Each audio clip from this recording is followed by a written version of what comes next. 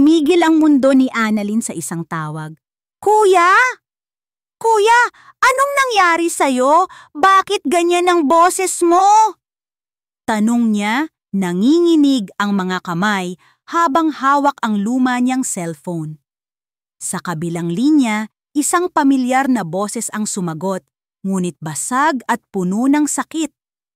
Ana, tulungan mo ako. Halos pabulong na, sabi ni Mateo. Binugbog ako rito sa loob. Kailangan ko ng pera. Pambayad sa proteksyon, Ana. Kung hindi... Hindi na nito natapos ang sasabihin. Naputol ang tawag. Kuya? Kuya! Walang sumasagot. Tanging ang nakabibinging tunog ng katahimikan. Napayuko si Ana at naramdaman niya ang unti-unting pag-init ng kanyang mga mata. Isang butil ng luha ang pumatak sa kanyang kamay. Sinundan ng isa pa hanggang sa hindi na niya mapigilan ang paghikbi. Ang kanyang kuya. Ang nag-iisa niyang pamilya. Tumingin siya sa paligid ng maliit at masikip na kwartong inuupahan niya. Ang mga dingding na naninilaw, ang bubong na may bakas ng mga tulo, ang iisang bumbilyang nagbibigay ng liwanag. Walang-wala siya. Ang sahod niya bilang katulong sa isang maliit na karinderya ay sapat lang sa pang-araw-araw. Paano siya makakahanap ng pera para sa proteksyon ng kanyang kuya? Isang malakas na katok sa pinto ang nagpabalik sa kanya sa kasalukuyan. Hoy, Annalyn! Buksan mo to! Sigaw ng isang matinis na boses mula sa labas.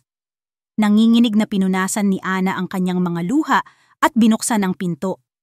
Si Aling Marites, ang may-ari ng apartment, nakapameywang at matalim ang tingin. 3 buwan ka nang hindi nagbabayad.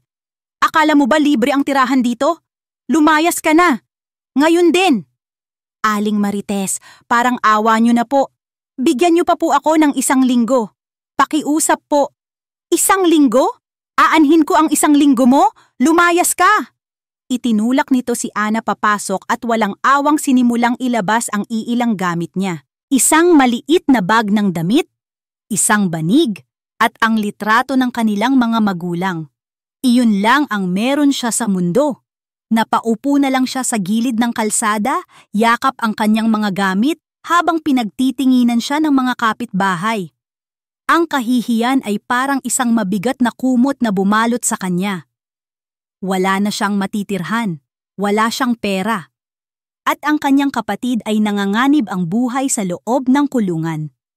Napapikit siya ng mariin. Diyos ko, ano pong gagawin ko? Sa gitna ng kanyang pag-iyak, nag-vibrate ang kanyang cellphone. Isang text message mula sa isang hindi kilalang numero. Ikaw ba si Annalyn Reyes? May alok kaming trabaho para sa iyo sa Corpus Mansion. Kailangan namin ng isang special caregiver. Interesado ka ba? Corpus Mansion? Sino yon? Paano nalaman ng mga ito ang numero niya? Nanghihina man, nagtipa siya ng sagot. Sino po sila? Ang reply ay mabilis.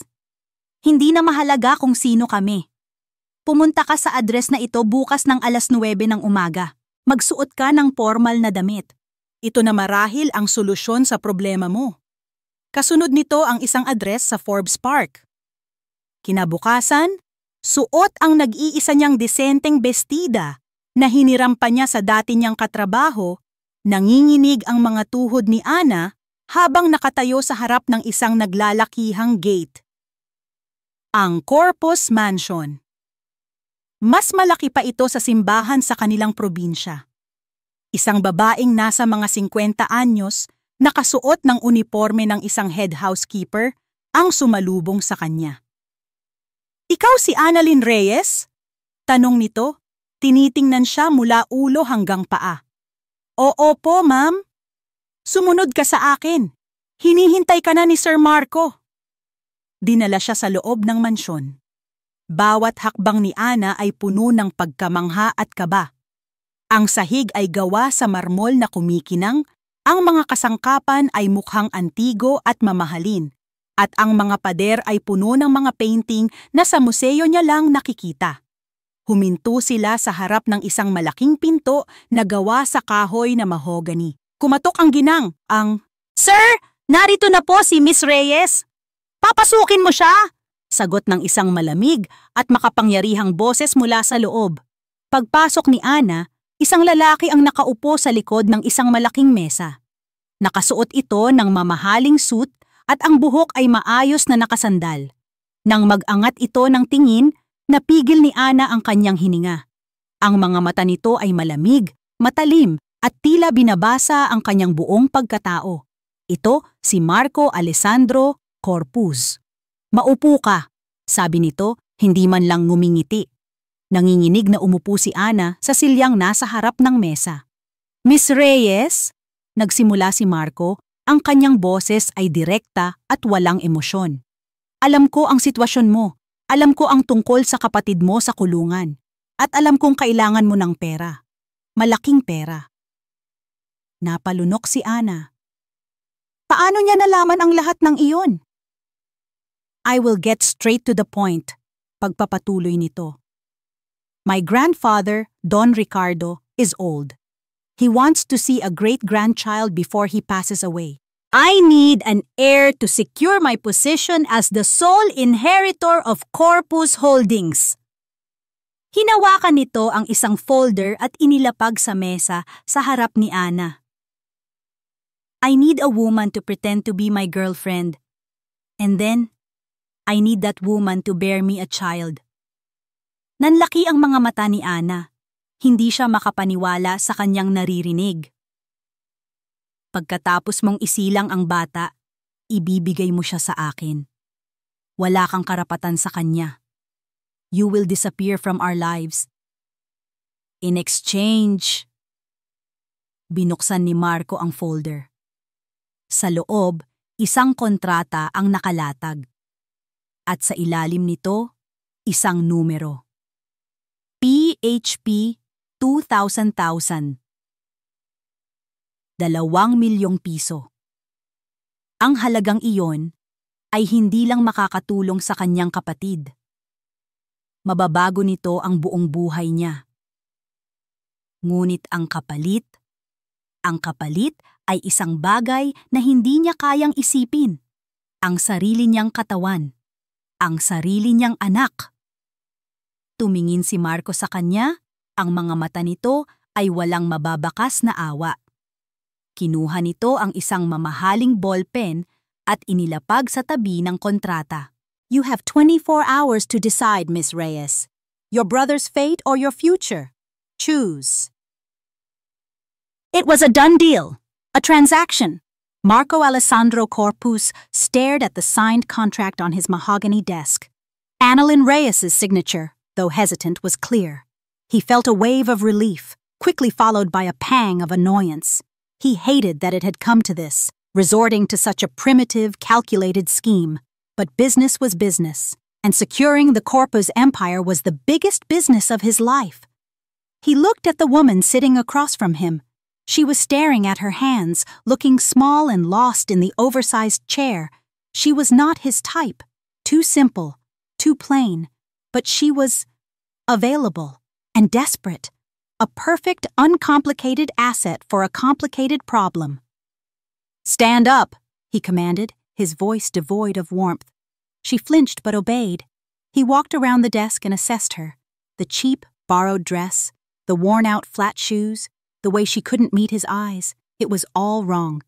She looked like what she was, a maid, not the girlfriend of a CEO. "This will not do," he said flatly. "My staff will provide you with a new wardrobe. You will wear only what they give you. You will have your hair and makeup done. You will act the part." He handed her a thin folder. "This is your script. It contains our story. Where we met, our first date, my favorite color, your favorite food. Memorize it. Every word. I will not tolerate any mistakes, especially in front of my grandfather." Anna just nodded, her eyes fixed on the folder, as if it were a venomous snake. "This is a performance, Miss Reyes. A role you are being paid handsomely to play. Do not forget that," he added, his tone a final cold warning. 3 days later, the performance began. The grand ballroom of the Manila Peninsula was dripping with wealth and power.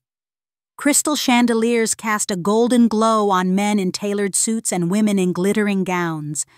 It was the annual Corpus Holdings Charity Gala, a major event in Manila's high society. And tonight, it was Annalyn Reyes's debut. Marco felt a muscle twitch in his jaw as he guided her through the crowd. He had to admit, the transformation was remarkable. In a simple but elegant midnight blue gown, with her hair styled in soft waves and her face touched by subtle makeup, she was almost unrecognizable. She looked decent, but the fear in her eyes was something no amount of makeup could hide. She clung to his arm, her knuckles white. "Relax," he whispered harshly, a fake smile plastered on his face for the benefit of onlookers. "You're drawing attention." "Sorry, sir," she mumbled, trying to straighten her back. "And stop calling me sir. It's Marco." "That's in the script." "Sorry, Marco." Just as they were about to greet a group of investors, a voice like honey laced with poison cut through the air. "Alessandro, darling!" Marco internally groaned. "Katrina Gonzalez." She glided towards them, a vision in fiery red, her diamonds flashing under the light. She ignored Anna completely and looped her arm through Marco's other arm, pressing herself against him. "I've been looking all over for you. I thought I was your date tonight," she purred, her eyes finally landing on Anna with a look of disdain. "And who is this?" "Katrina, this is Annalyn Reyes," Marco said, his voice carefully neutral. "My girlfriend." The word felt foreign and absurd on his tongue. Katrina's perfectly sculpted eyebrow rose. She looked Anna up and down, a cruel smile playing on her lips. "Oh, how quaint." She extended a hand, but let it drop before Anna could even react. "It's a pleasure. I'm Katrina Gonzalez, Alessandro's longtime friend." The tension was thick enough to cut with a knife. Anna looked like a frightened deer caught in the headlights of an expensive car. Then, with a small calculated oops, Katrina tilted her wineglass. Red wine splashed all over the front of Anna's blue gown. "Oh my goodness, I am so clumsy," Katrina exclaimed, her voice dripping with false sincerity. "I'm so sorry. That must have been a very expensive dress." The insult was clear. Anna stood frozen, staring at the dark red stain spreading across her chest. Humiliation burned on her cheeks. Before Marco could process what to do, Anna surprised him. She looked up, not at Katrina, but at a nearby waiter. "Excuse me, could I have some soda water and a cloth, please?" she asked politely, her voice shaking only slightly. But the damage was done. People were staring, whispering. Katrina looked smug. Marco's plan, his perfectly controlled introduction, was turning into a disaster. He felt a surge of cold fury, not for Anna, but for the disruption, for Katrina's blatant attempt to sabotage him. He gently took the stained part of Anna's dress in his hand. "It's just a dress, Katrina," he said, his voice dangerously low as he met her gaze. "It can be replaced. What matters is the person wearing it." He then looked at Anna, his expression softening for the public to see. "Are you all right, Mahal?"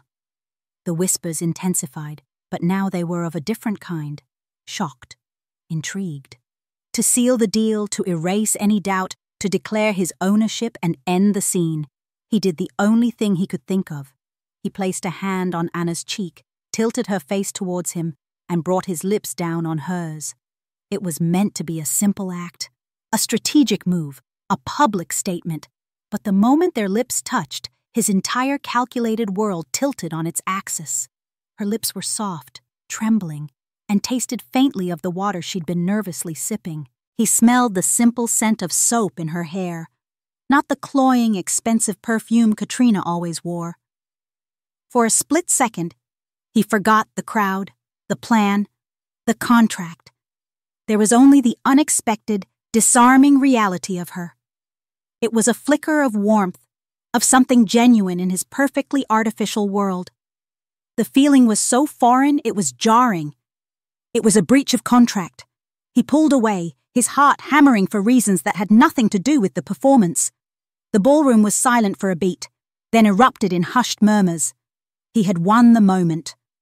He led Anna away from the crowd, towards a secluded balcony overlooking the city lights. His mind was racing, trying to regain control. That was a mistake, a miscalculation. When they were finally alone, hidden by the shadows, he let go of her arm. He was about to say something, to lay down a new rule about unexpected public displays, but he never got the chance. Pack! The sound of a sharp slap echoed in the quiet night. His head snapped to the side, his cheek stinging. He stared at her, stunned into silence.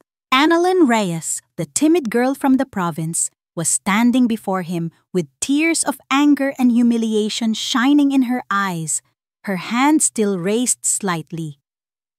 "Kasama ba yan sa kontrata, sir?" she asked, her voice a raw, trembling whisper. 2 araw na ang nakalipas mula sa gabi ng sampal, ngunit ramdam pa rin ni Annalyn ang hapdi nito, hindi sa pisngi ni Marco, kundi sa sarili niyang palad.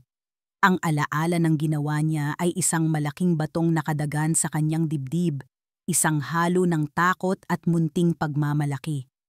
Pagkatapos ng insidente, hindi siya kinausap ni Marco. Ang tanging interaksyon nila ay mga utos na ipinapadaan sa head housekeeper. Ngunit ang katahimikan ay mas nakakabingi kaysa sa anumang sigaw. Alam niyang galit ito. Naghihintay lang ng tamang pagkakataon para iparamdam sa kanya kung sino ang mas makapangyarihan. Kaya nang sabihin sa kanya na maghahapunan sila sa mansyon ng lolo nito, doble ang kabang naramdaman ni Ana. "Wear something conservative but elegant," utos ni Marco sa pamamagitan ng intercom. Ang boses ay kasing lamig ng hangin mula sa aircon. "Don't embarrass me." Pinagbuksan siya ng mga katulong ng isang walk-in closet na puno ng mga damit na hindi niya kailanman pinangarap na isuot. Napakaraming pagpipilian, ngunit para kay Ana, para siyang pumipili ng isusuot sa sarili niyang bitayan. Pinili niya ang isang simpleng cream-colored dress na hanggang tuhod, mahaba ang manggas at walang anumang palamuti. Ligtas. Simple. Isang damit na umaasang hindi mapapansin. Sa biyahe papunta sa pangunahing mansyon ng mga Corpus, ang tensyon sa loob ng mamahaling sasakyan ay halos nasasakalap. Si Marco ay nakatingin lang sa bintana, ang panga ay matigas. Si Ana naman ay pinagpapawisan ang mga palad sa loob ng kanyang clutch bag. "My grandfather is a traditional man," biglang sabi ni Marco, bumasag sa katahimikan.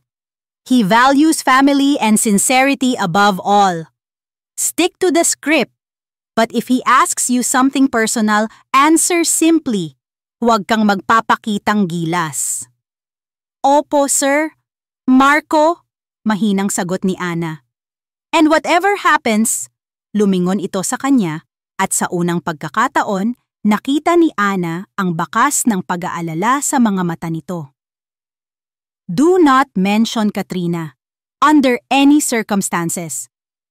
Tumango lang siya. Ang mansyon ni Don Ricardo Corpus ay mas malaki at mas nakakatakot kaysa sa villa ni Marco. Luma ito, gawa sa bato at madilim na kahoy, at tila bawat sulok ay may dalang bigat ng kasaysayan at kapangyarihan.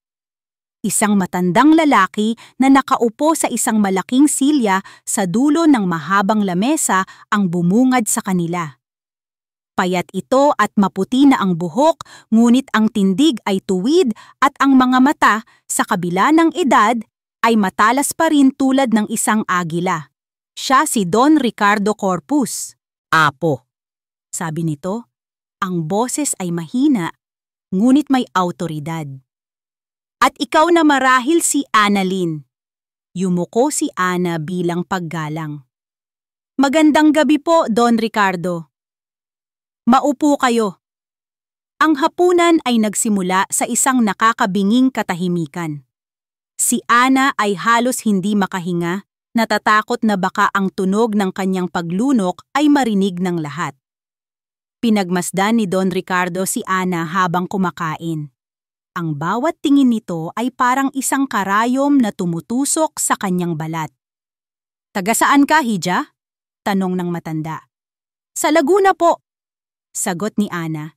Inaalala ang script na ibinigay ni Marco. "Isang magandang lugar," sabi ng Don. "Ano ang ikinabubuhay ng iyong mga magulang?" "Ito na." Ang mga tanong na wala sa script. Napatingin si Ana kay Marco, ngunit ang lalaki ay nakatingin lang sa kanyang plato, walang balak na tumulong. "Wala na po ang mga magulang ko," sagot niya, at naramdaman niya ang pamilyar na kirot. "Magsasaka po ang tatay ko at ang nanay ko po ay nasa bahay lang." "I see," sabi ng Don. "So, paano kayo nagkakilala nitong apo ko? Isang mayamang CEO at isang simpleng dalaga mula sa probinsya. Tila isang kwento sa pelikula." May bahid ng pangungutya sa tono nito. Bago pa man makasagot si Ana, si Marco na ang nagsalita, inuulit ang kwentong nasa script nila. "We met at a coffee shop, Lolo. She spilled coffee on my suit. It was memorable."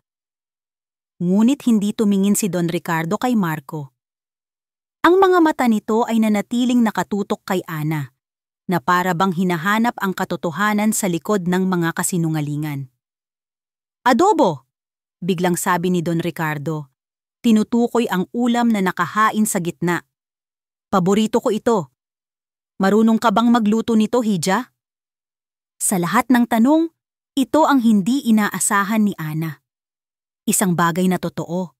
Isang bagay na kanya. Isang maliit na ngiti ang sumilay sa kanyang mga labi sa unang pagkakataon ng gabing iyon. "Opo, itinuro po sa akin ng kuya ko." Naging interesado ang Don. "Talaga? Ikwento mo sa akin." At bigla, nawala ang kaba ni Ana. Pinalitan ito ng init ng isang masayang alaala. "Noong mga bata pa po kami," nagsimula siya, ang boses ay malambing na. "Kapag kaarawan ko, laging nagluluto si Kuya Mateo ng adobo. Pero hindi po yung karaniwan. Sabi niya, ang sikreto raw po ay nasa pagpapakulo ng manok sa suka at toyo bago pa man ito gisahin. At hindi niya po ito nilalagyan ng tubig. Hahayaan lang daw po na lumabas ang sariling katas ng manok. At ang pinaka-espesyal po, nilalagyan niya ng isang kutsarang pulot pukyutan bago hanguin. Para raw po maging kasing tamis ng buhay ang lasa." Habang nagkukwento siya, hindi niya namalayan na ang lahat sa lamesa, pati ang mga kasambahay na nakatayo sa gilid, ay napahinto para makinig. Ang kanyang mga mata ay may bahagyang ningning, ang kanyang mukha ay lumambot. Sa sandaling iyon, hindi siya si Annalyn Reyes, ang bayarang babae. Siya si Ana, ang kapatid ni Mateo, ang batang may masasayang alaala sa kusina. Nang matapos siya, may katahimikang bumalot sa silid. Ngunit hindi na ito ang nakakabinging katahimikan kanina. Ito ay isang katahimikang puno ng paghanga. Tumingin si Ana kay Don Ricardo at nakita niya ang isang bagay na nagpatigil sa tibok ng kanyang puso. Ang matanda ay nakangiti. Isang tunay, malumanay na ngiti. "May puso ang kwento mo, Hija," sabi ng Don. Tumingin ito kay Marco, ang ngiti ay nanatili. Isang bagay na hindi nabibili ng pera. Tumingin si Ana kay Marco. Nakatingin din ito sa kanya, ngunit ang tingin nito ay iba na. Wala na ang lamig, ang inis. Napalitan ito ng pagtataka, ng pagkalito, na para bang ngayon lang siya nito tunay na nakita. Pagkatapos ng hapunan, habang pabalik sila ni Marco sa sasakyan, walang nagsasalita. Ngunit ang tensyon ay wala na. Nang malapit na sila sa villa, kailangan niyang pumunta sa banyo. Itinuro sa kanya ng isang katulong ang daan. Habang pabalik, napadaan siya sa study room kung saan nag-uusap ang maglolo. Bahagyang nakabukas ang pinto. Hindi niya sinasadyang makinig, ngunit isang pangungusap mula kay Don Ricardo ang narinig niya. Malinaw na malinaw. May puso ang batang yan, Marco. Mas may halaga yan kaysa sa anumang yaman ng mga Gonzales. Napatigil si Ana sa likod ng pader. Ang kamay ay nakatakip sa bibig. Ang mga salitang iyon ay tumagos sa kanyang puso, isang patak ng ulan sa tigang na lupa. Sa unang pagkakataon sa loob ng napakatagal na panahon, sa gitna ng lahat ng kasinungalingan at takot, nakaramdam siya ng isang bagay na matagal na niyang kinalimutan. Pag-asa.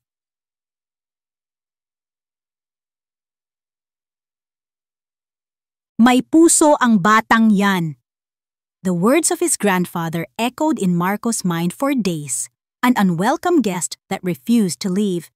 He tried to dismiss them, to file them away under sentimental nonsense, but they clung to him like the scent of expensive perfume on a suit, a heart. He had chosen Annalyn Reyes precisely because he thought she had none, or at least none that mattered to him. She was a means to an end, a solution to a problem, a name on a contract. Yet, his grandfather, a man who could read a balance sheet and a man's soul with equal skill, had seen something else. Marco found it irritating. He was in his glass-walled home office, reviewing quarterly reports, when a movement in the garden caught his eye. It was her. Anna.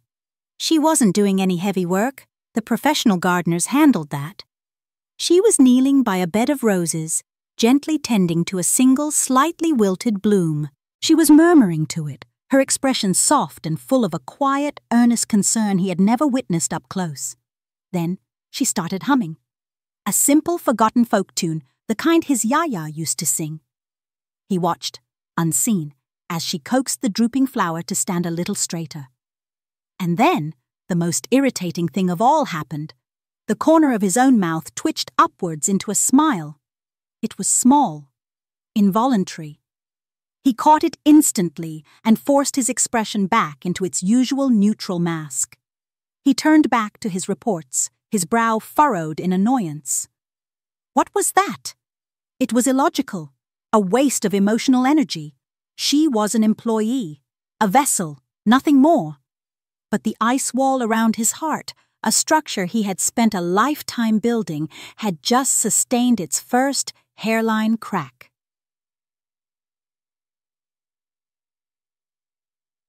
The crack widened on Sunday. The Corpus clan had gathered at the main house for their traditional weekend lunch. It was a casual affair, but for Marco it was another performance. Anna, seated beside him, was quiet and polite, a perfect picture of demure grace. She had learned her role well, too well perhaps. His younger cousin Paolo, a notorious flirt with more charm than sense, clearly hadn't gotten the memo about the seriousness of the relationship. "You have a beautiful smile, Anna," Paolo said, leaning a little too close to her. "You should use it more often." Marco saw Anna blush and shrink back slightly. "Salamat, Paolo." "Let me get you another drink," Paolo offered, his hand lingering on her arm. That was it. That was the touch. Marco didn't even think. A cold, possessive anger flared in his chest. He calmly placed his own arm around the back of Anna's chair, his fingers brushing her shoulder. It was a clear, unmistakable gesture of ownership. He fixed his gaze on his cousin, his eyes turning to chips of ice. "She's fine, Paolo," Marco said, his voice deceptively light, but with an undercurrent of steel that made his cousin immediately straighten up and retreat. "What was that?" a part of his brain screamed. "It's part of the act! Protecting the investment, maintaining the story!" But another, quieter part knew the truth. It wasn't about the contract. The sight of another man's hand on her, even for a second, had ignited a raw, primitive jealousy he hadn't felt in years. He was confused. He, Marco Corpus, did not get jealous. He made acquisitions. Later that afternoon, his phone rang.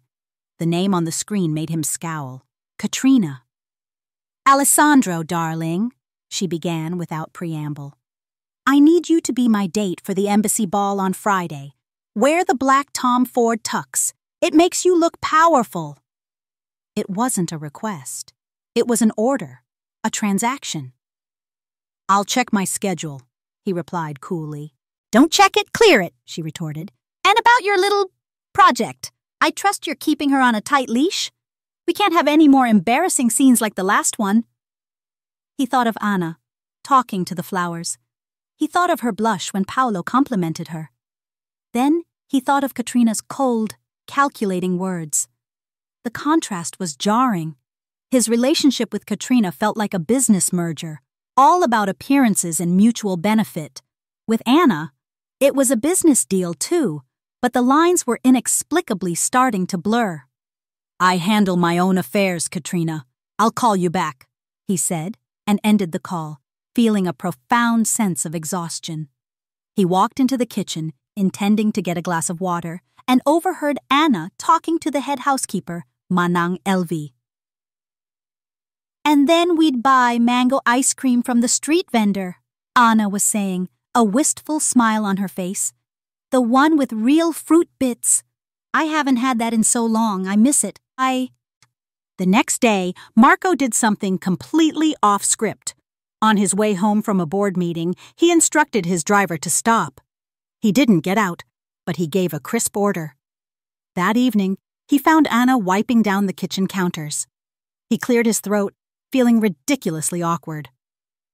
My staff, they bought too much ice cream, he said, placing a large paper bag on the counter. It will just melt in the freezer. You can have it. He turned and left before she could respond, feeling his ears burn slightly.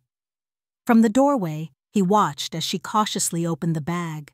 Her eyes widened when she saw the familiar plastic tubs of the specific mango ice cream she had mentioned. A slow, beautiful, genuine smile spread across her face. It was brighter than any diamond Katrina had ever worn.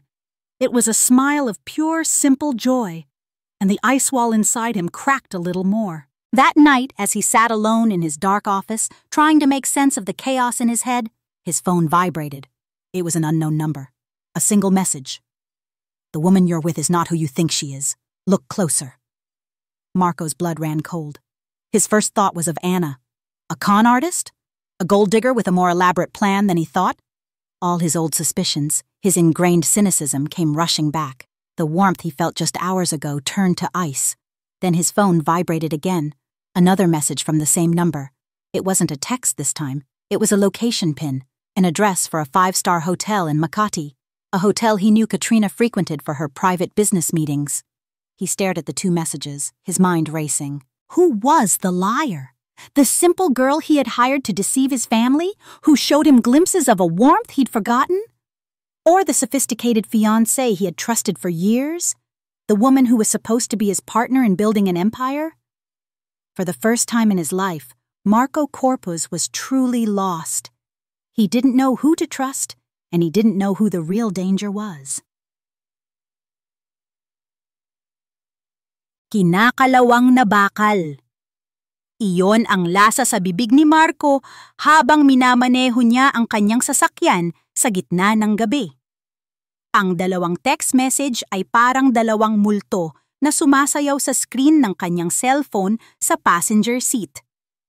The woman you're with is not who you think she is. Look closer. Ang unang mensahe ay bumalik na parang lason sa kanyang isipan. Ang babaeng kasama niya, si Anna. Isang manloloko ba ito? Isang oportunista? Ngunit ang imahe na pumasok sa isip niya ay hindi isang tusong babae, kundi ang mukha nito na namula habang nagkukwento tungkol sa adobo, ang ngiti nito nang makita ang mango ice cream. At ang pangalawang mensahe. Ang address. Isang 5-star hotel sa Makati. Hindi niya alam kung sino ang tinutukoy ng nagpadala. Si Anna ba o si Katrina? Ngunit isa lang ang paraan para malaman. Kailangan niyang harapin ang katotohanan, gaano man ito kapangit. Ipinark niya ang sasakyan sa parking lot ng hotel. Ang lugar ay pamilyar. Dito madalas ganapin ang mga business meeting. Dito sila madalas magkita ni Katrina. Hindi siya pumasok na parang isang asawang nagnginggit-ngit. Hindi iyon ang kanyang estilo. Siya si Marco Corpus. Mahinahon, kalkulado. Kinuha niya ang kanyang telepono at tinawagan ang hepe ng security ng hotel, isang taong may malaki siyang utang na loob. Isang mabilis na tanong. Isang pangako ng pabor. At nakuha niya ang kailangan niya.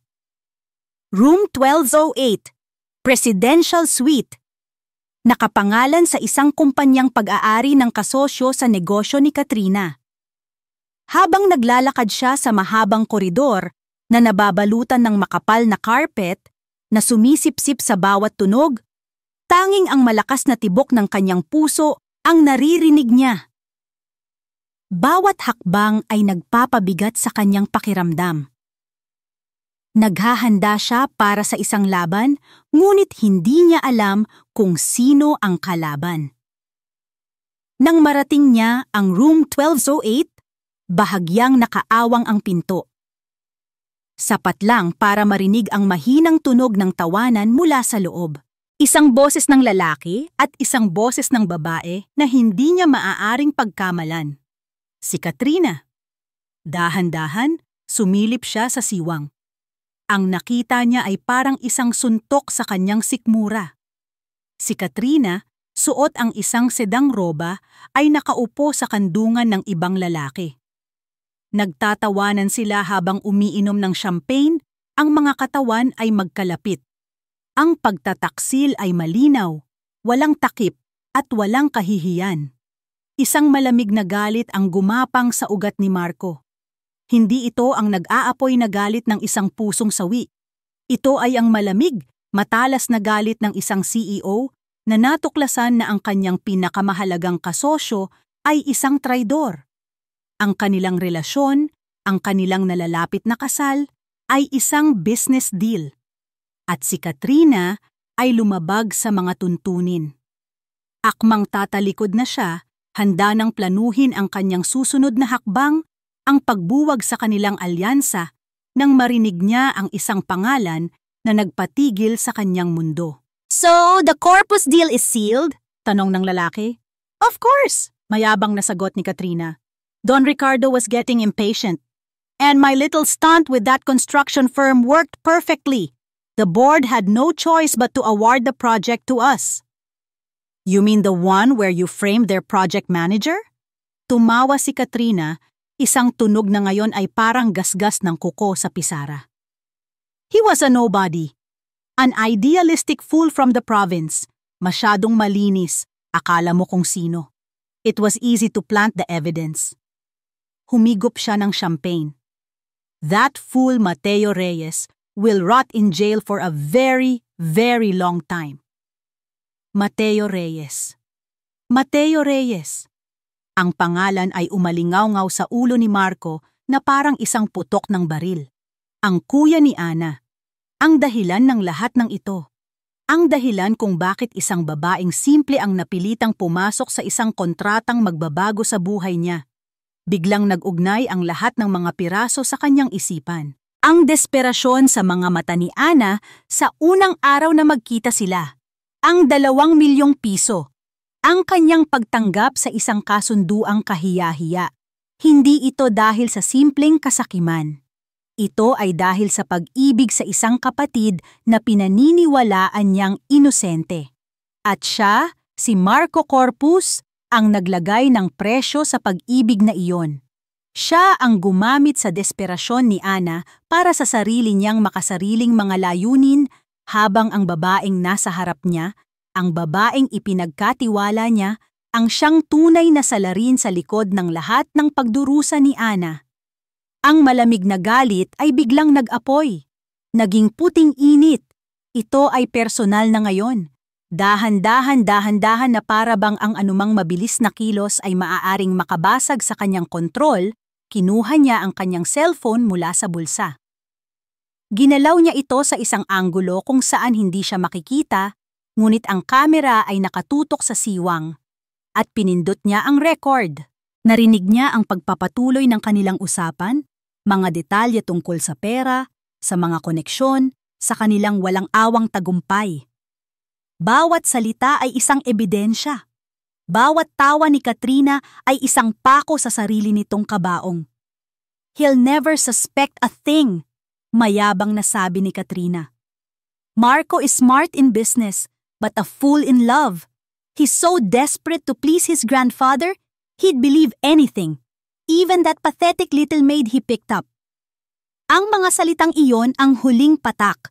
Nang sa tingin niya ay sapat na ang kanyang nakuha, pinatay niya ang recording at maingat na itinago ang telepono sa bulsa ng kanyang coat. Huminga siya ng malalim, pinapakalma ang bagyo sa loob ng kanyang dibdib. Ang galit ay naroon pa, ngunit ngayon, ito ay may direksyon, may layunin. Hindi na ito tungkol sa kanyang nasaktang pride. Hindi na ito tungkol sa isang business deal na nasira. Ito ay tungkol kay Ana. Tungkol sa isang inosenteng babae na ginamit niya na pinahirapan ng babaeng akala niya ay kakampi niya. Isang imahe ang pumasok sa isip niya. Si Ana, nakangiti habang kinukwento ang adobo ng kanyang kuya. Ang dalisay ng ngiting iyon. At ang imaheng iyon ang nagbigay sa kanya ng lakas. Dahan-dahan siyang lumabas mula sa pagkakatago sa dilim. Ang kanyang anino ay unang pumasok sa silid. Isang mahabang anino na gumapang sa sahig at umakyat sa pader na para bang isang anunsyo ng kapahamakan. Natigilan sa pagtawa si Katrina at ang kanyang kasama. Nanlaki ang mga mata nila nang makita kung sino ang nakatayo sa may pinto. Ang katawan ay kalmado, ngunit ang presensya ay mabigat at puno ng panganib. "Marco!" Gulat na sabi ni Katrina, mabilis na tumayo mula sa kandungan ng lalaki at inayos ang kanyang roba na tila mahuhuli sa isang akto. "What are you doing here? You should have called!" Nakatayo lang si Marco ron, ang kanyang muka ay isang blangkong maskara, ngunit ang kanyang mga mata ay nag-aapoy sa isang malamig, nakakapasong liwanag. Hindi siya sumigaw, hindi siya nagmura. Ang kanyang katahimikan ay mas nakakatakot kaysa sa anumang sigaw. Tiningnan niya si Katrina, ang babaeng minsan niyang pinagkatiwalaan. Ang babaeng sisirain niya ngayon. "Katrina!" sabi niya, at ang boses niya ay kasing lamig ng yelo sa pinakamadilim na gabi ng taglamig. "We need to talk." 3 araw ng masama ang pakiramdam ni Annalyn. Isang uri ng pagkahilo sa umaga na sinusundan ng isang kakaibang pagod sa buong araw. Isinisisi niya ito sa stress, sa takot, sa bigat ng buhay na pinasok niya. "Hija, magpatingin ka na sa doktor," sabi sa kanya ni Manang LV, ang head housekeeper, habang iniaabot sa kanya ang isang baso ng maligamgam na tubig. Sa loob ng ilang linggo nilang pagsasama, ang matanda na ang naging kanlungan niya sa malaki at malamig na bahay na iyon. "Hindi maganda, yang palagi kang namumutla." Pumayag si Ana, higit para mapanatag ang loob ng matanda. Sa tulong ni Manang LV, nakakuha siya ng appointment sa isang maliit at pribadong klinika sa labas ng subdivision, isang lugar kung saan walang makakakilala sa kanya. Habang hinihintay niya ang resulta, pinaglaruan niya ang laylayan ng kanyang bestida. Ano kaya ang sasabihin ni Marco kapag nalaman niyang may sakit siya? Magagalit kaya ito? Ituturing kaya siyang isang depektibong produkto na hindi na mapapakinabangan? "Mrs. Reyes?" Tawag ng isang doktora na may mabait na ngiti. Ginagamit niya ang pekeng apelyido para sa appointment. Pumasok siya sa maliit na silid, amoy alkohol at pangamba. Ngumiti ang doktora at tiningnan ang mga papel sa kanyang mesa. "Well, Mrs. Reyes, I have the results. Hindi ka may sakit." Huminto ito sandali, na para bang naghahanda para sa isang malaking anunsyo. "Congratulations! You are 6 weeks pregnant." Buntis. Ang isang salitang iyon ay parang isang malakas na kulog na yumanig sa buong pagkatao ni Ana. Buntis. Napahawak siya sa kanyang tiyan. Ang pagkahilo, ang pagod, ang lahat ng ito ay may dahilan. May isang maliit na buhay sa loob niya. Isang buhay na nagsisimula. Hindi niya namalayan ang mga luhang dumaloy sa kanyang mga pisngi. Hindi ito mga luha ng kalungkutan. Ito ay mga luha ng hindi niya maipaliwanag na damdamin. Isang halo ng purong saya at matinding takot. "Are you okay, Hija?" Nag-aalalang tanong ng doktora. Tumangulang si Ana, hindi makapagsalita, at pinunasan ang kanyang mga luha ng isang nanginginig na kamay. "Oo po, masaya lang po. Sobrang saya ko po." Ang huling mga salita ay halos pabulong na lang, isang lihim na ibinahagi niya sa sarili. Sa buong biyahe pabalik sa mansyon, yakap niya ang kanyang bag na para bang ang resulta ng laboratorio sa loob ay isang napakahalagang kayamanan. Isang kamay niya ay hindi maalis sa kanyang tiyan. "May anak ako." Paulit-ulit niyang sinasabi sa kanyang isipan. "Magiging isang ina ako." Ngunit kasabay ng alon ng kaligayahan ay ang malakas na agos ng takot. Ang kontrata. Ang mga salita ni Marco ay bumalik sa kanya na parang isang malamig na sampal. "Pagkatapos mong isilang ang bata, ibibigay mo siya sa akin. Wala kang karapatan sa kanya. You will disappear from our lives." Noon, ang mga salitang iyon ay isang abstraktong konsepto, isang masakit na kapalit para sa kaligtasan ng kanyang kapatid. Ngayon, ang mga ito ay parang isang kutsilyo na nakatutok sa kanyang puso. Ibibigay ang anak niya? Mawala sa buhay nito? Hindi. Hindi niya kaya. Ang pag-iisip pa lang na ilalayo sa kanya ang isang piraso ng kanyang sarili ay mas masakit kaysa sa anumang hirap na dinanas niya. Nang makabalik siya sa kanyang kwarto, isang maluwag at marangyang silid na ngayon ay parang isang gintong hawla. Umupo siya sa gilid ng kama. Kailangan niyang mag-isip. Kailangan niyang magplano. Anong gagawin niya? Kakausapin ba niya si Marco? Magmamakaawa? Sasabihin bang nagbago na ang isip niya? Ngunit si Marco ay isang negosyante. Ang kasunduan ay isang kasunduan. At siya ay isang hamak na katulong lamang na walang kalaban-laban. Biglang pumasok sa isip niya si Katrina Gonzales. Ang paraan ng pagtingin nito sa kanya, puno ng pagkasuklam. Ang walang awang pagtapon nito ng alak sa kanyang damit. Naramdaman ni Ana ang isang pangingilabot. Kung ganoon kalupit si Katrina sa isang simpleng pagtitipon, ano ang kaya nitong gawin kapag nalaman niyang nagdadala siya ng tagapagmana ng corpus? Isang bagay na halatang halata na para kay Katrina ay sa kanya lamang nararapat? Dala ng isang madilim na kutob, kinuha ni Ana ang kanyang cellphone. Nag-type siya sa search bar, Gonzales Family Business. Sunod-sunod na mga artikulo ang lumabas. Mga kwento ng tagumpay, ng yaman, ng kapangyarihan. Ngunit habang nag-i-scroll siya, may mga artikulo ring naglalarawan sa kanila bilang mga corporate sharks, kilala sa kanilang mga agresibong taktika at sa walang awang pagsira sa mga maliliit na kakumpetensya. At pagkatapos, isang headline ang nagpatigil sa kanyang paghinga. Construction firm folds after project manager implicated in fraud scandal.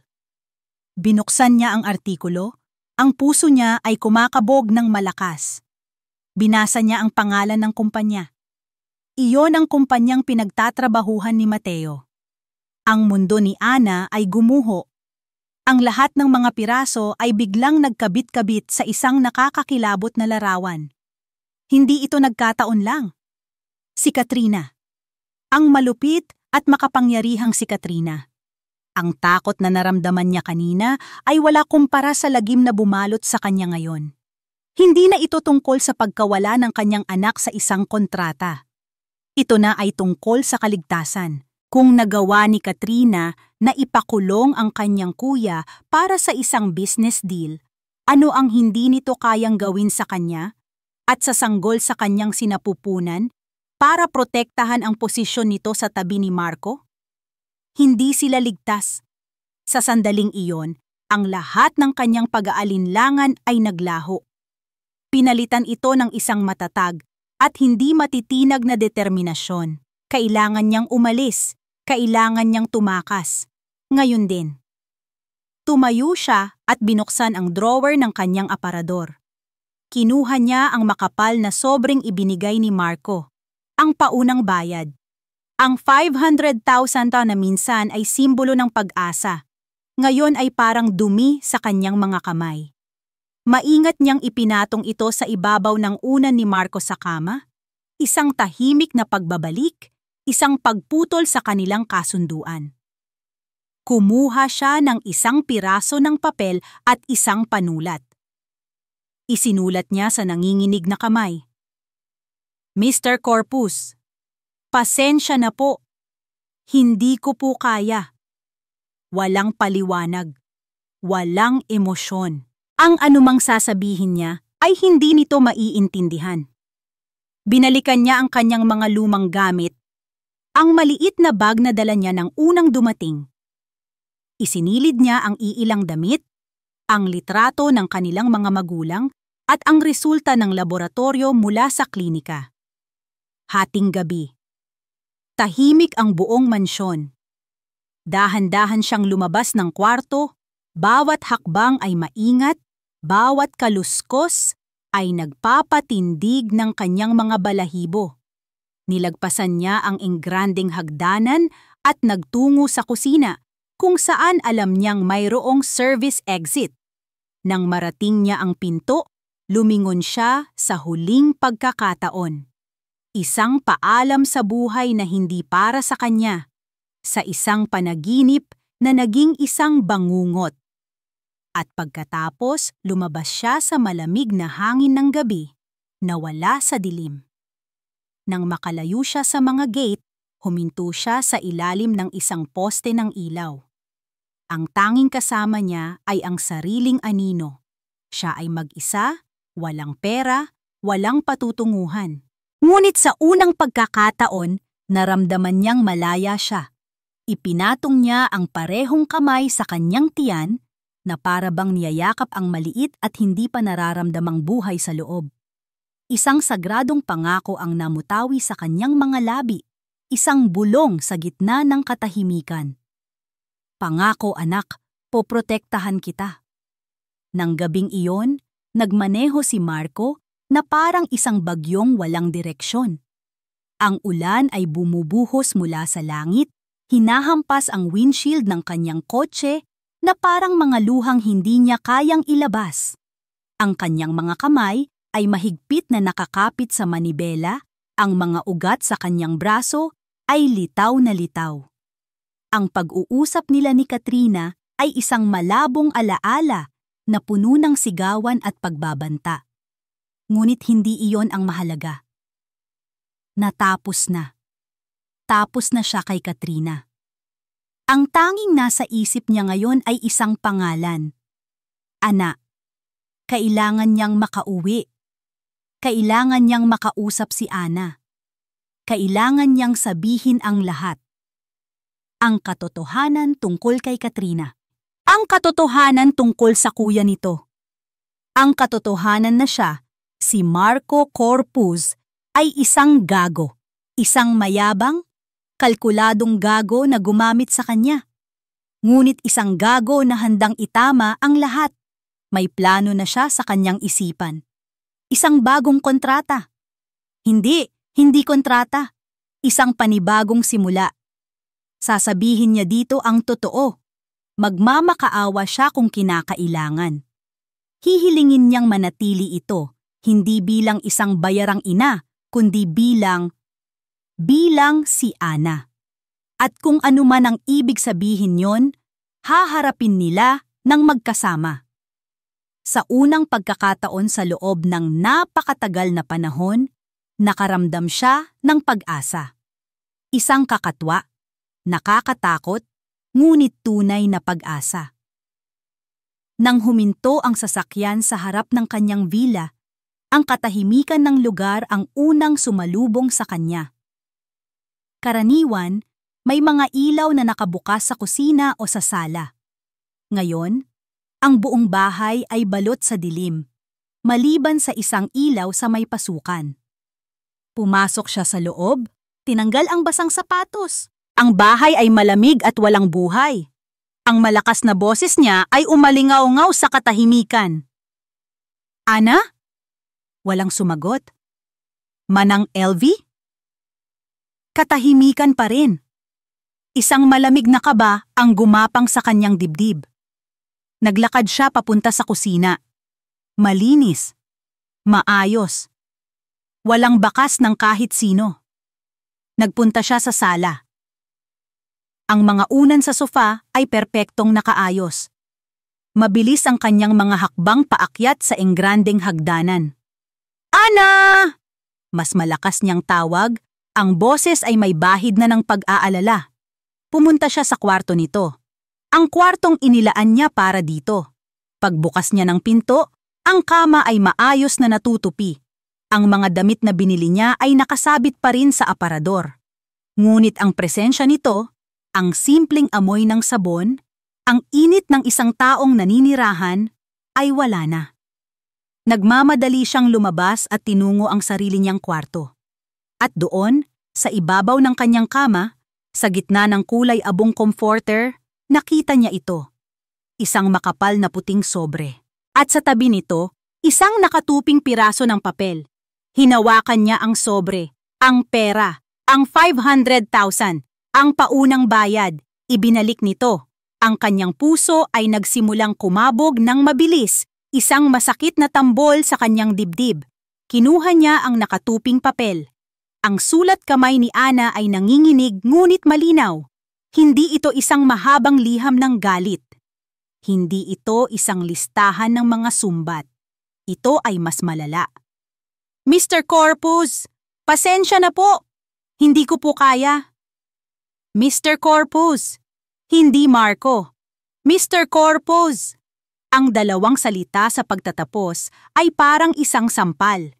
Isang sampal na mas masakit kaysa sa ginawa nito sa kanya sa balcony. Ang sampal na iyon ay puno ng damdamin. Ito? Ito ay malamig, pinal, isang pagputol, isang pagbabalik sa kanya sa tamang lugar. Ang kanyang amo, ang estranghero, ang taong nagbayad sa kanya. Ibinagsak ni Marco ang kanyang sarili sa gilid ng kama. Ang sulat ay gusot sa kanyang kamay. Wala na siya. Umalis na siya. Iniwan siya. Ang pakiramdam ng pag-asa na dala niya kanina ay biglang naging abo. Tinangay ng hangin at iniwan siyang guwang at basag. Para siyang isang manlalakbay na nakakita ng oasis sa disyerto para lang matuklasan na ito ay isang ilusyon. Pinakawalan niya ang isang demonyo para lang harapin ang isang impyernong mas malala. Ang impyerno ng kawalan. Isang malakas na katok sa pinto ng kanyang silid ang nagpabalik sa kanya sa kasalukuyan, na sinundan ng pagbukas nito nang walang paalam. Si Don Ricardo, ang kanyang lolo, ay pumasok na parang isang bagyo, ang muka ay kulay pula sa galit. Anong nangyayari dito, Marco? Umaling-awngaw ang boses ng matanda sa buong silid. Sinabi sa akin ni Manang LV na umalis ang babae. Ano ang ibig sabihin nito? Ang buong plano. Wala na siya, lolo. Sagot ni Marco. Ang boses ay pagod at walang buhay. Hindi man lang siya nag-angat ng tingin mula sa sahig na gawa sa marmol. Anong ibig mong sabihin na wala na siya? Sigaw ng Don, lumapit sa kanya.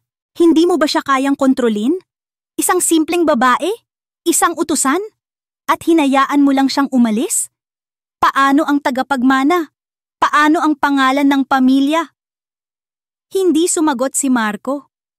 Ang bawat salita ng kanyang lolo ay parang asin na ibinubudbod sa kanyang mga sariwang sugat.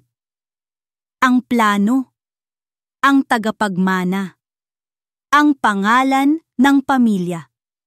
Iyon lang ang mahalaga. Hindi nila nakikita ang babaeng nawala. Ang nakikita lang nila ay ang isang kasunduang nasira. Nabigo ka, Marco, sabi ng Don. Ang boses ay puno ng pagkadismaya. Sa lahat ng iyong galing sa negosyo, sa isang simpleng bagay ka pa pumalpak. Hanapin mo siya, pabalikin mo siya, bayaran mo siya ng doble kung kinakailangan. Umalis na po kayo, pabulong na sabi ni Marco. Ano? Umalis na po kayo! Sigaw ni Marco, tumayo nang may bigla ang galit. Isang galit na nagmula sa sakit. Leave me alone! Natigilan si Don Ricardo. Ito ang unang pagkakataon na sinigawan siya ng kanyang apo. Tiningnan niya si Marco mula sa gusot na damit, sa pagod na mga mata, hanggang sa nanginginig na mga kamay. At sa unang pagkakataon, nakita niya hindi ang CEO, kundi ang isang lalaking nasasaktan. Umiling ang matanda sa pagkadismaya at galit, at walang imik na tumalikod at lumabas ng silid. Naiwan si Marco na mag-isa sa nakabibinging katahimikan. Ang galit ay mabilis na napalitan ng isang malalim, nakalulunod na kawalan. Naglakad siya pabalik sa kwarto ni Ana, na parang isang multo na naghahanap ng lugar na hindi na umiiral. Ang amoy ng simpleng sabon ay nananatili pa rin sa hangin. Ang kanyang mga mata ay napadako sa maliit na basurahan sa sulok ng silid. Isang simbolo ng lahat ng basura sa kanyang buhay, ng lahat ng kanyang mga maling desisyon. Sa isang iglap ng purong galit at pagkasuklam sa sarili, sinipa niya ito ng buong lakas. Tumalsik ang basurahan at kumalat ang mga laman nito sa sahig, mga lukot na tissue, isang balat ng candy at isang maliit, puting papel na bahagyang nakatago sa ilalim ng iba. May kung anong nag-udyok sa kanya. Dahan-dahan siyang yumuko, ang mga tuhod ay nanghihina. Kinuha niya ang papel. Ito ay manipis at bahagyang lukot. Nang buksan niya ito, isang itim at puting imahe ang bumungad sa kanya. Isang malabong hugis sa gitna ng kadiliman na may kasamang mga numero at salita sa itaas. Isang ultrasound. Ang pangalan sa itaas, Reyes A.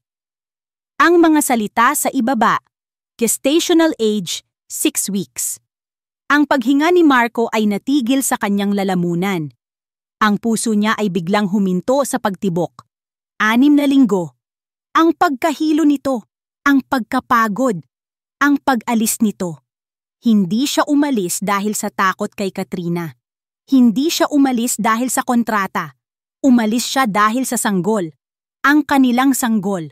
Nakatitig siya sa maliit, malabong imahe sa kanyang nanginginig na kamay, at ang buong bigat ng kanyang pagkakamali, ang tunay na bigat ng kanyang nawala, ay bumagsak sa kanya na parang isang bundok. Ang maliit na litrato ng ultrasound ay hindi na isang piraso ng papel. Ito ay naging isang anchor, isang kompas, isang puso na tumitibok sa labas ng kanyang katawan. Sa loob ng 24 na oras, matapos niyang matuklasan ito, ang Marco Corpus, na puno ng kawalan at pagsisisi, ay namatay. Mula sa kanyang abo, isang bagong Marco ang isinilang. Isang taong may iisang layunin, isang misyon. Ang unang sinag ng araw ay hindi pa sumisikat nang ipatawag niya ang isang emergency meeting sa kanyang home office. Sa harap niya, nakatayo ang kanyang pinakapinagkakatiwalaang mga tauhan. Ang kanyang hepe ng security, isang dating koronel ng militar, at ang kanyang personal na assistant. Ipinatong niya ang isang litrato ni Ana sa mesa. Isang candid shot na kinuha niya nang hindi nito alam habang nag-aalaga ito ng mga rosas sa hardin. "I want you to find her," sabi ni Marco. Ang boses ay kalmado, ngunit may bigat na parang bakal. "Gamitin niyo ang lahat ng resources ng kumpanya. Every CCTV camera in Metro Manila, every bus terminal footage, every bank transaction.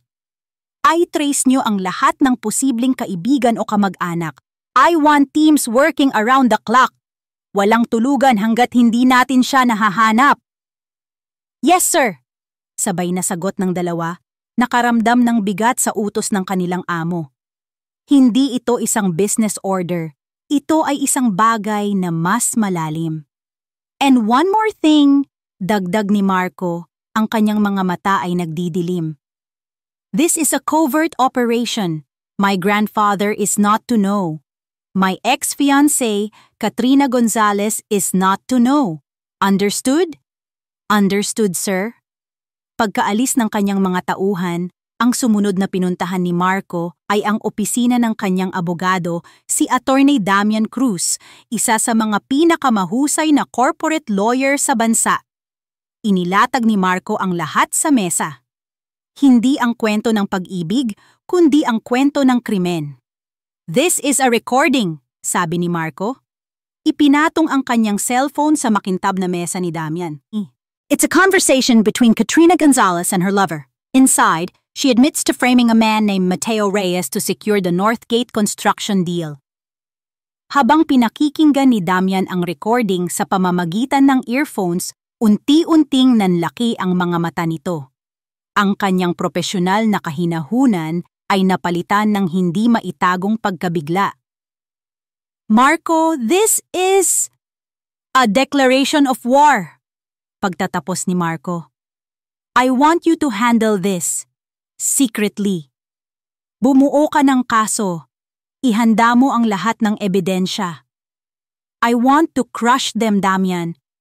I want to make sure she pays for what she did. And I want Mateo Reyes free. This will be messy, Marco.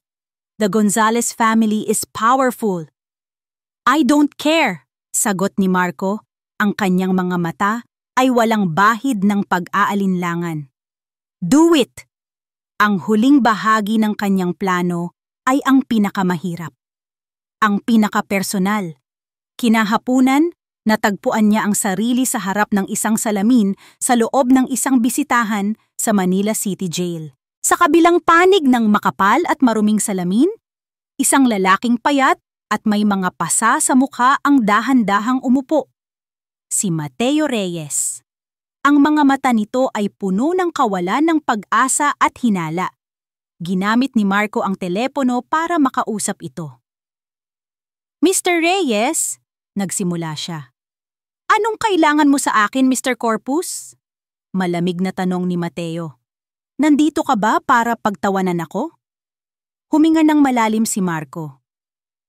Nandito ako para humingi ng tawad.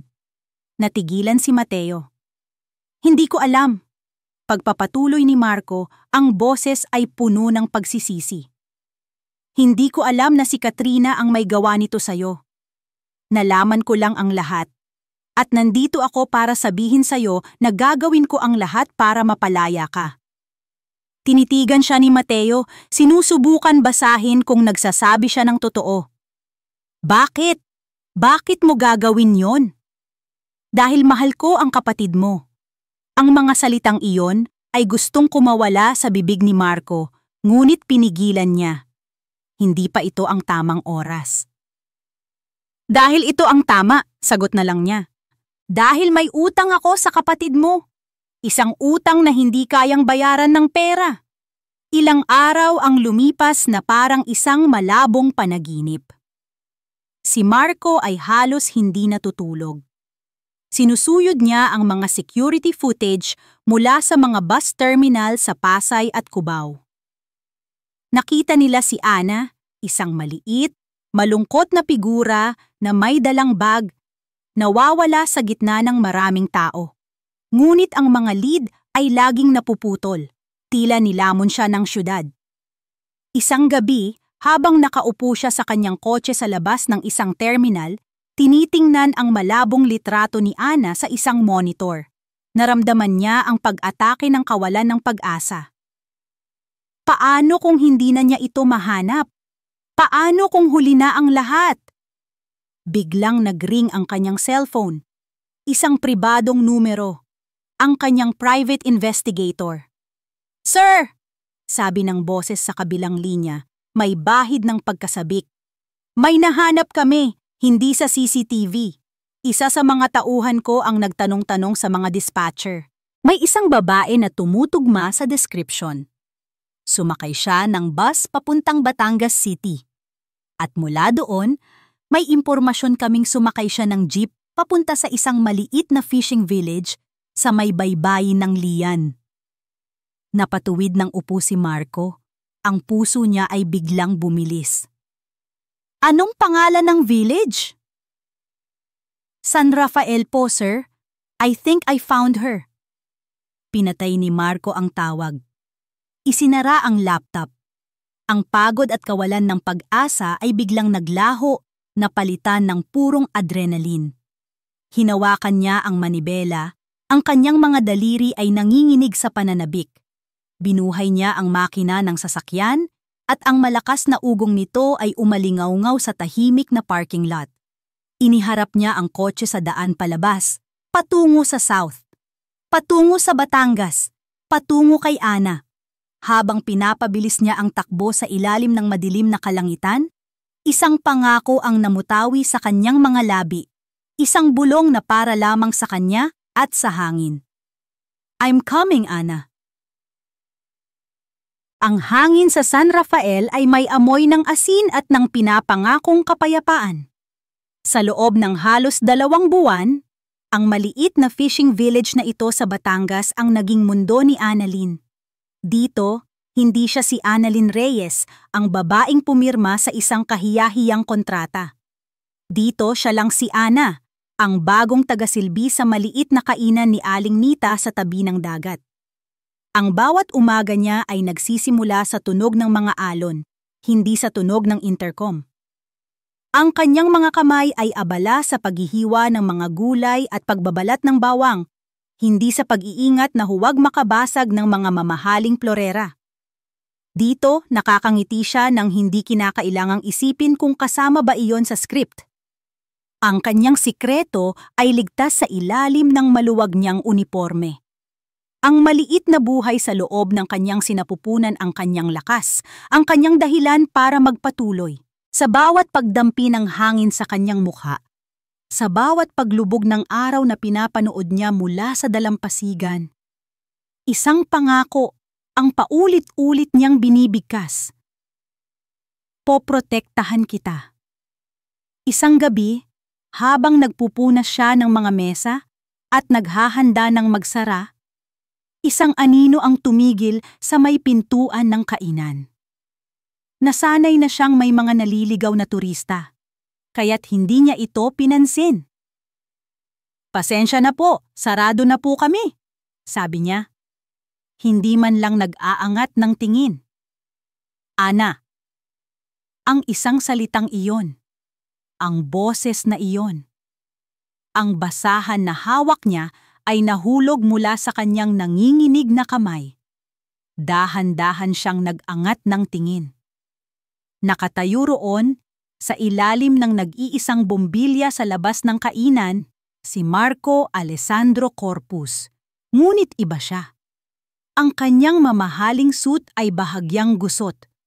Ang kanyang buhok ay hindi perpektong nakaayos. At ang kanyang mga mata ay walang bakas ng lamig o kapangyarihan na dati niyang kinatatakutan. Ang nakita niya ay isang malalim na pagod at isang determinasyon na hindi pa niya nakikita dati. Para siyang nakakita ng isang multo mula sa buhay na matagal na niyang tinalikuran. Ang una niyang naramdaman ay hindi galit o lungkot, kundi purong takot. Napahawak siya sa kanyang tiyan. Nahanap niya sila. Anong ginagawa mo rito? Tanong niya. Ang boses ay nanginginig. Paano mo ako nahanap? Kailangan nating mag-usap, sabi lang nito. Hinakbang nito papasok at umatras si Ana. Please, Ana. Hindi ako naparito para saktan ka. Mag-usap tayo.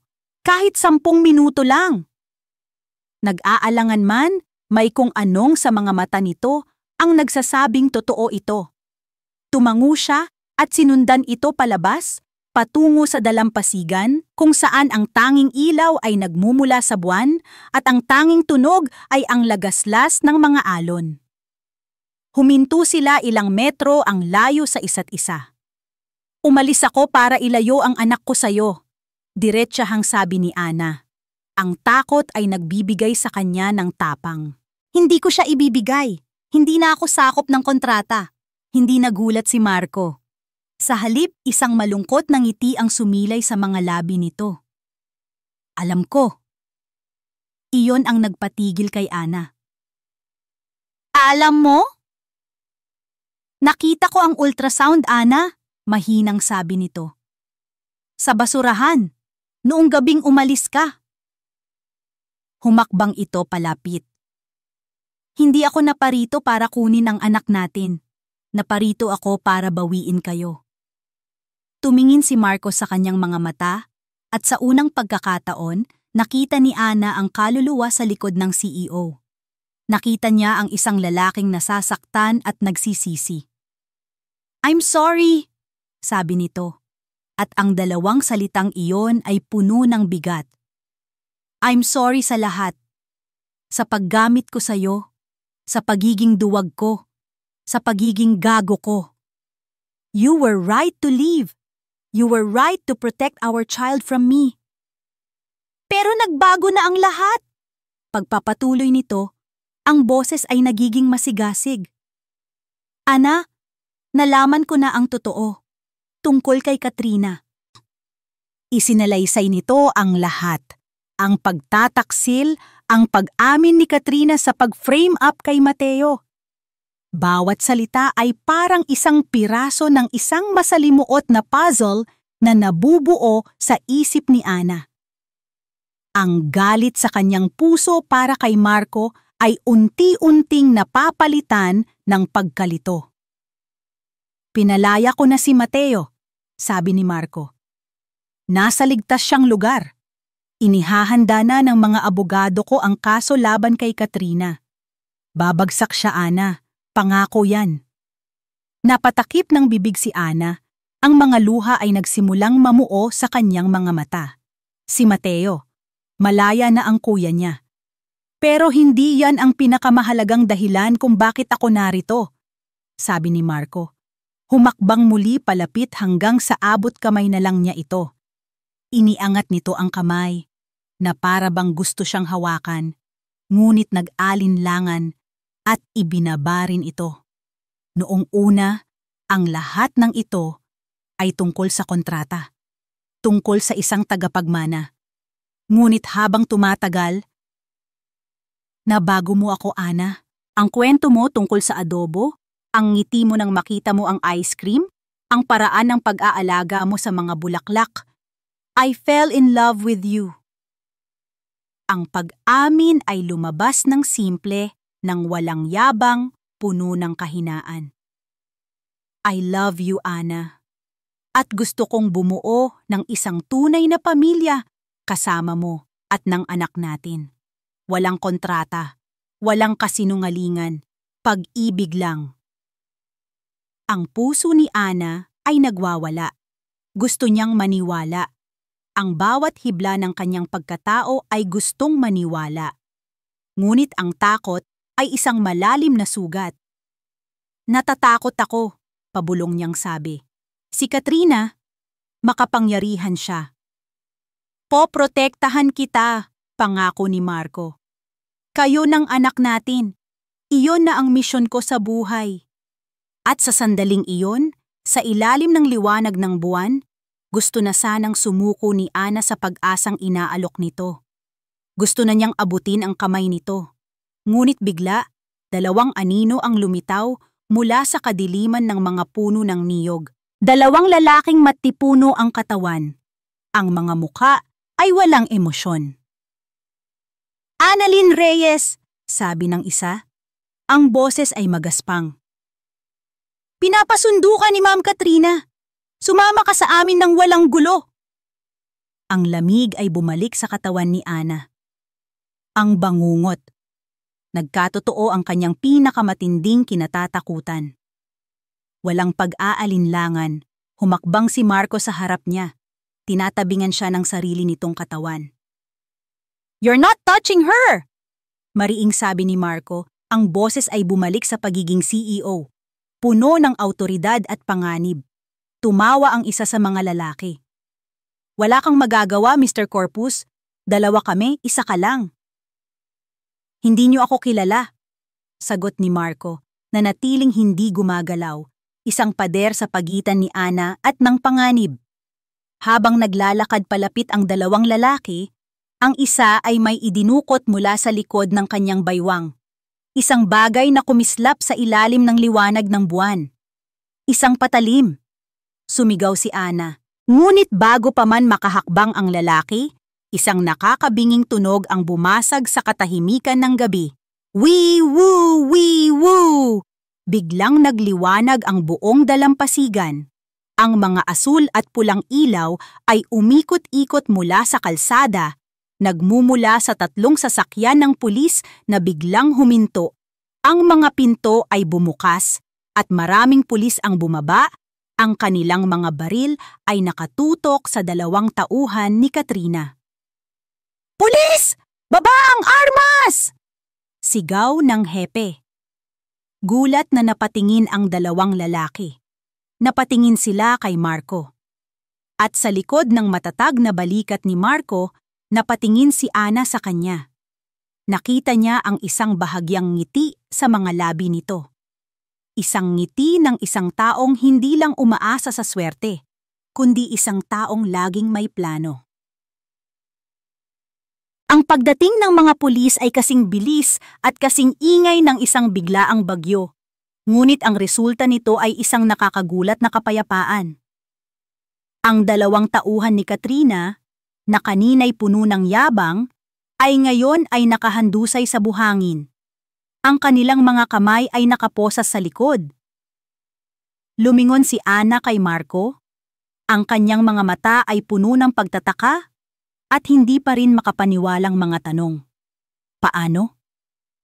Iyon lang ang salitang lumabas sa kanyang bibig. Hinawakan ni Marco ang kanyang kamay sa unang pagkakataon ng gabing iyon. Ang paghawak ay hindi na pag-aari, kundi isang pangako ng kaligtasan. Bago ako pumunta rito, kinausap ko ang hepe ng pulisya. Sinabi ko sa kanila ang posibleng mangyari. Na baka may ipadala si Katrina. I gave them my location. They were on standby, waiting for my signal. Tiningnan ni Ana ang lalaking nasa harap niya. Ang lalaking dati kinatatakutan niya dahil sa kapangyarihan nito. Ngayon, ang kapangyarihan ding iyon ang nagligtas sa kanila. Ang mga sumunod na araw ay parang isang ipu-ipo. Ang balita tungkol sa pag-aresto sa 2 lalaki ay naging mitsa. Gamit ang testimonya nila at ang recording na nakuha ni Marco, isang malaking iskandalo ang sumabog. Ang mga headline ay puno ng pangalan ng mga Gonzales. Heiress arrested for corporate sabotage and attempted kidnapping. Gonzales empire crumbles amidst scandal. Ang imperyong binuo sa kasinungalingan at paninira ay gumuho na parang isang kastilyong buhangin. Ngunit sa gitna ng lahat ng ingay na iyon, may isang tahimik at napakahalagang sandali. Isang hapon, habang nag-aayos si Ana ng mga gamit sa kainan ni Aling Nita, isang pamilyar na anino ang tumigil sa may pintuan. Lumingon siya, at ang kanyang puso ay halos tumigil sa pagtibok. Nakatayo roon si Mateo, mas payat, ngunit nakatayo ng tuwid, malinis. At higit sa lahat, malaya. Walang salitang namutawi. Tumakbo si Ana. Tumakbo siya patungo sa kanyang kapatid, ang kanyang kuya, ang kanyang nag-iisang pamilya. Nagyakapan sila sa gitna ng kainan, at ang kanyang mga hikbi ay naging isang sigaw ng saya at kaluwagan. Kuya! Kuya, malaya ka na! Umiiyak niyang sabi. Dahil sa'yo, Ana! Sagot ni Mateo, ang boses ay basag. Dahil hindi ka sumuko. Mula sa di kalayuan, nakatayo si Marco, tahimik na nanonood. Hindi siya lumapit. Hinayaan niya ang magkapatid sa kanilang sagradong sandali. At nang magtama ang mga mata nila ni Ana, Isang ngiti ng pasasalamat ang ibinigay sa kanya ni Ana. Isang ngiting mas may halaga kaysa sa anumang kontrata sa mundo. Kinabukasan, isang itim at mamahaling kotse ang huminto sa harap ng kainan. Bumaba mula rito ang isang figurang hindi inaasahan ni Ana. Si Don Ricardo Corpus. Ngunit hindi na ito ang Don na puno ng pagmamataas. Ang matanda ay mukhang mas matanda. Ang kanyang mga balikat ay bahagyang nakayuko. Pumasok siya sa simpleng kainan kasama si Marco. Huminto siya sa harap ni Ana. "Hija!" Nagsimula ang Don. Ang boses ay mahina. Yumuko ang Don, isang kilos na nagpagulat sa lahat. "Patawarin mo ako. Patawarin mo ang isang matandang hangal na nabulag sa yaman at pangalan. Ang tanging hinahanap ko ay isang tagapagmana, ngunit hindi ko nakita ang tunay na kayamanan na nasa harap ko na pala. Ang iyong puso, ang iyong katapatan." Tumingin ito kay Marco, pagkatapos ay kay Ana. "Naloko mo kami lahat, Marco. Akala ko, nakahanap ka ng isang babaeng kayang magbigay ng tagapagmana. Hindi ko alam, nakahanap ka pala ng isang reyna na karapat-dapat sa ating pamilya." Itinaas nito ang kanyang kamay at marahang hinaplos ang pisngi ni Ana. "May basbas ko kayo, mga anak. Buuin niyo ang pamilya niyo sa paraang tama, sa paraang puno ng pag-ibig." At ginawa nga nila. Hindi sa isang malaking katedral sa Maynila, kundi sa dalampasigan ng San Rafael, kung saan sila muling nagkita. Ang kanilang kasal ay simple. Ang mga bisita ay iilan lamang. Si Mateo, si Don Ricardo, si Manang LV, si Aling Nita at ang iilang mangingisda na naging kaibigan ni Ana. Nakasuot lang si Ana ng isang simpleng puting bestida at si Marco ay nakasuot ng puting linen. Sa ilalim ng kulay kahel na kalangitan ng papalubog na araw, sa harap ng alon na naging saksi sa lahat, ipinangako nila ang kanilang pag-ibig sa isa't isa. Isang taon ang lumipas. Ang iyak ng isang sanggol ay umaling-awngaw sa isang pribadong silid sa ospital. Inabot ng nurse kay Ana ang isang maliit na bungkos na nakabalot sa puting kumot. Tiningnan ni Ana ang kanyang anak, ang kanyang maliit na Ricardo, at ang kanyang puso ay napuno ng isang pag-ibig na hindi niya akalaing posible. Lumapit si Marco at umupo sa gilid ng kama. Hinawakan niya ang maliit na kamay ng kanilang anak, ang kanyang mga mata ay nangingilid sa luha. Tumingin siya kay Ana. "He's perfect!" bulong niya. "He's ours!" sagot ni Ana. Ang ngiti ay abot sa kanyang mga mata. 4 na taon pa ang lumipas. Ang dalampasigan ng San Rafael ay puno ng tawanan. Si Marco at Ana ay nakaupo sa buhangin, pinapanood ang kanilang 4 na anak. Si Ricky na ngayon ay 5 na, at ang 3 mas maliliit na babae na naghahabulan sa tabi ng tubig. Ang isang bahay na di kalayuan, hindi isang mansyon, kundi isang mainit at maaliwalas na tahanan, ay naghihintay sa kanila. Yumakap si Marco kay Ana mula sa likuran at hinalikan ang kanyang buhok na may amoy araw at dagat. "Alam mo ba?" bulong niya sa tainga nito, habang pinapanood nila ang kanilang mga anak na naglalaro sa ilalim ng papalubog na araw. "Our forever started with a contract." Ngumiti si Ana at ipinatong ang kanyang kamay sa kamay ni Marco na nakayakap sa kanya. Tumingin siya sa mga anak nila. Pagkatapos ay sa asawa niya, ang kanyang puso ay payapa at buo. Dahan-dahan siyang umikot sa yakap nito para harapin siya. Iniangat niya ang kanyang kamay at marahang ipinatong ito sa dibdib ni Marco, sa lugar kung saan nararamdaman niya ang matatag na tibok ng puso nito. "Hindi!" mahinang sabi niya. Tinitingnan ito ng may pagmamahal na hindi na kailanman matutumbasan ng anumang yaman. Nagsimula ito sa isang tibok ng puso. At habang ang araw ay tuluyang lumubog sa karagatan, at ang hangin ay nagdala sa kanila ng matamis na tawanan ng kanilang mga anak, alam nila na ang kanilang kwento, Isang kwentong nagsimula sa isang kontrata at isinilang mula sa isang tibok ay ngayon ay magpapatuloy, magpakailanman. At dito nagtatapos ang kwento nina Marco at Annalyn. Mula sa kaibuturan ng aking puso, maraming salamat sa inyong paglalakbay, kasama ang kanilang pag-iibigan.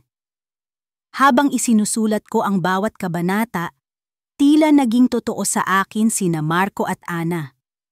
Naramdaman ko ang kanilang sakit, ang kanilang takot, at higit sa lahat, ang kanilang pag-asa na mahanap ang tunay na kaligayahan. Sapagkat ang kwentong ito ay higit pa sa isang kontrata o sa mga hindi inaasahang pangyayari. Ito ay isang paalala na sa gitna ng mga pagsubok at pagkadapa, laging may puwang para sa pagpapatawad. Ito ay isang pagpapatunay na ang bawat isa sa atin ay karapat-dapat sa isang pangalawang pagkakataon. At higit sa lahat, ito ay isang pagdiriwang ng pag-ibig.